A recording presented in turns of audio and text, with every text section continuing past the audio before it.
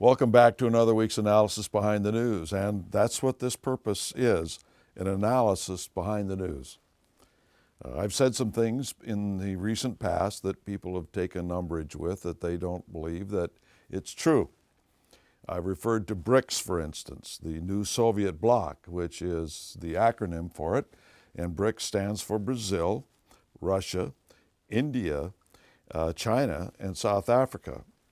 And they say, well, they don't have a communist government in India, they don't have a communist government in South Africa, and that kind of thing. Okay, maybe China, possibly Russia, but you don't know what you're talking about. Well, first of all, I invite everyone to go to Wikipedia and read what it says about the Indian National Congress Party. I think you will be shocked as to its origins. It certainly became a socialist organization under Nehru and Gandhi. But I think I'll just leave it at that, tease you a little bit to go and find out the true origins of the party that is in power in India. It will make the Raiders of the Lost Ark and things like that, it'll make them into nothing more than interesting fiction. The reality is worse, at any rate. What I want to show you is the cover of the New American magazine back in 1994. You will see the hammer and sickle. Now, the individuals who are in this is Nelson Mandela giving the communist salute, and the head of the Communist Party of South Africa giving the communist salute.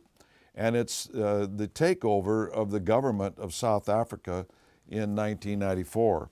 Red Dawn over South Africa, it says. Well, this fellow is a white-haired white guy, and let's read a little bit about what the New American was saying 3 years, 4 years actually, but 3 years for sure, after the so-called demise or death of communism. Obviously, if this is 1994, communism is not dead, but because it's our task to try and give you the news behind the news, these are the first two paragraphs out of the New American magazine in regard to this takeover in South Africa.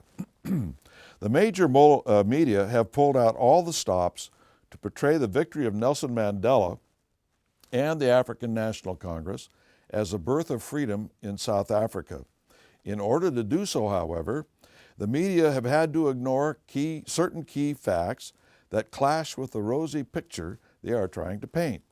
For example, in its flattering coverage of Mandela's victory rally in downtown Johannesburg, the New York Times noted the presence of Joe Slavo, referring to him as a gray-haired white man and a weathered leader of the anti-apartheid struggle.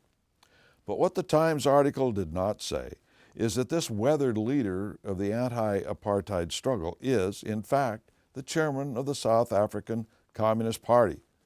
Subsequently, Mandela picked Slovo to be Minister of Housing and Welfare in the new government.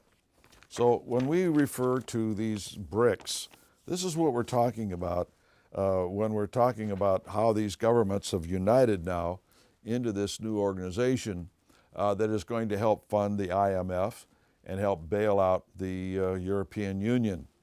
They are going to have considerable influence as a result of that. They're pouring about $800 billion is what I've heard into the IMF from China and Russia and Brazil and all the rest of them, even though they may have their own particular problems. So that's what's going on. We also see in the news where Obama is really standing up to the Chinese. Well, not according to the China Daily. This is the official communist organ out of China, the China Daily, and it paints a completely different picture of the cooperation between the administration and the Chinese Communist government. It makes it look as though they're partners, and in many ways, regrettably, they are. But these are the sorts of things that you'll see one thing in the New York Times, in the Wall Street Journal, and something else in the communist press, which is right. Well, regrettably, history has proven that generally speaking, the communist press is more accurate about the cooperation between themselves and the U.S. government than most Americans would like. One of the things that's been happening that is relatively unknown, and I see it in the Wall Street Journal last Friday, it's the new Detroit farm plan taking root. Now, this is Detroit farmland, and what they're doing here, Detroit has been so devastated. They've lost about 1 million people out of the area, and it's so devastated that they're now raising the buildings that have been abandoned and putting in farmland instead in urban areas. That's how bad it is. In some areas around the country, and like St. Louis and others, they've lost major portions of their population as well. And you can go down block by block and see whole blocks where residences are vacant. Some have been firebombed. Local businesses, for instance, have been abandoned. In fact, in the state of Missouri, when you get out into the rural areas and look at the malls, most strip malls, about 1/3 of the businesses have disappeared. Now, that may only be where I've traveled, and so if I'm aligning Missouri, please forgive me, but that's what I've seen to and from the central area of the state back into St. Louis itself. A lot of problems. Now, in the suburbs of St. Louis, it's still pretty good. You don't see these sorts of problems, but it's when you go into the inner city and out into the rural areas that you begin to see the tremendous downturn in the economy and what's going on. But here in Detroit, they're actually making farmland out of the vacant lots and things of that nature. One of the things that we talked about a couple of weeks ago, and we got some comments that, well, you don't know what you're talking about because they already have a central bank in Europe. Well, that's true. But what they didn't get was what they want is tighter controls for the Euro banks by setting up a new super agency over the EU to where everything will become under their control, just like the Federal Reserve is doing in our country, gradually ratcheting up the regulations over the small banks and creating the conditions where the small banks are going out of business. Not so much this year as it's been in previous years, particularly in 08, 09, in that time period 10. They increased the regulations and the taxes on the banks to the point where they could no longer afford it, particularly FIDC and that sort of thing. At any rate, more tight controls for European banks, but then they also talk about central banks take action. And they're talking about the central banks in China, the Eurozone, the UK, and other countries. Well, the other countries, that's us. Central banks take control. Isn't that nice?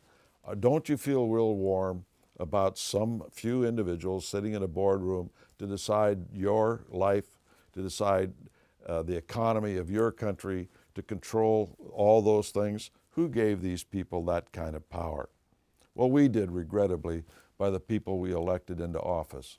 In 1912, we elected some very unsavory people into the federal government and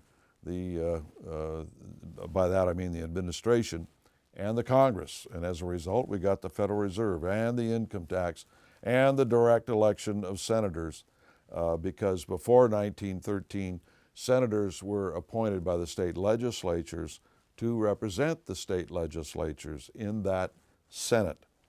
Now they just represent the people within a state, which is the same thing as the House. They were supposed to represent the people. So we no longer have truly state representatives in the Senate. It's just a matter of being voted in by the people. It was a tremendous change in the system that our forefathers gave us in 1913. Something we've been living with, we'll be living with for a while, but we've got to change it.